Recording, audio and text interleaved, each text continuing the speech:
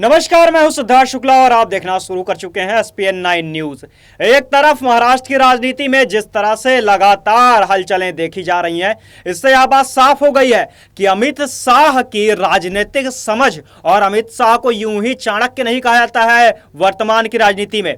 शरद पवार को लगातार इस बात का अंदेशा था कि उनके अपने भतीजे, उनके अपने नेता उनके साथ विश्वासघात करने वाले हैं, लेकिन शरद पवार आखिर वो किस कारण की वजह से कुछ कर नहीं पाए, यह बहुत बड़ा सवाल है। और यह बहुत बड़ा सवाल इसलिए है क्योंकि विपक्ष की राजनीति के लिए विपक्ष के नेता, चाहे वह कांग्रेस के नेता हों, टीएमसी के नेता ममता बनर्जी हों, या फिर जिस तरह से एक पूरे बड़े खेमे की तैयारी की जा रही थी 2024 के चुनाव को लेकर के, हर एक बड़ा नेता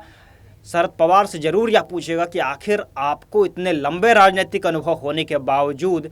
आपने क्यों नहीं समझा कि कुछ न कुछ पार्टी के अंदर दाल में काला है। बगावत के सुर आपने कैसे नहीं पहले ही भांप लिए। आखिर वो कौन सी बातें थीं जिसकी वजह से आप इतने मजबूर हो गए। खैर, इन सब के बाद एक बात बहुत महत्वपूर्ण है। महत्वपूर्ण बात यह है कि एनसीपी के सुप्रीमो शरद पवार ने प्रेस कॉन्फ्रेंस करके अपने पार्टी के दिग्गज नेताओं को अयोग्य घोषित ठहराया है और उनके ऊपर पार्टी के विरोधी गतिविधियों का आरोप लगा करके कुल मिलाकर के उन्हें एनसीपी से एक तरह से कह सकते हैं कि निकाल दिया है।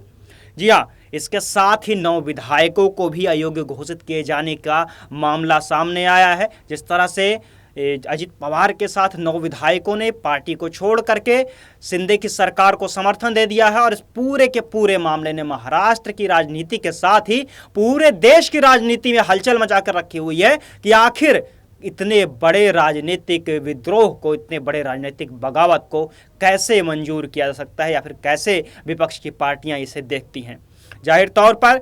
महाराष्ट्र के उप मुख्यमंत्री के रूप में अजित पवार का शपथ ग्रहण लेना और इसके बाद एनसीपी की खस्ता हाल में विपक्षी पार्टियों का जो हाल होता जा रहा है, वह इस बात का संकेत देता है कि 2024 में मोदी सरकार से टकराना, भाजपा के एनडीए सरकार से टकराना विपक्ष के लिए लोहे के चने चबाने जैसा होगा। फिलहाल इस मामले में अपडेट ये है कि पार्टी के 9 विधायकों के ऊपर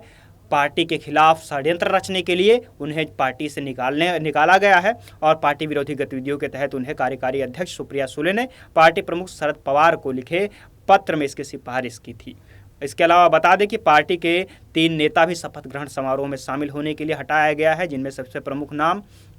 सुनील तटकरे का है, जिन्हें महाराष्ट्र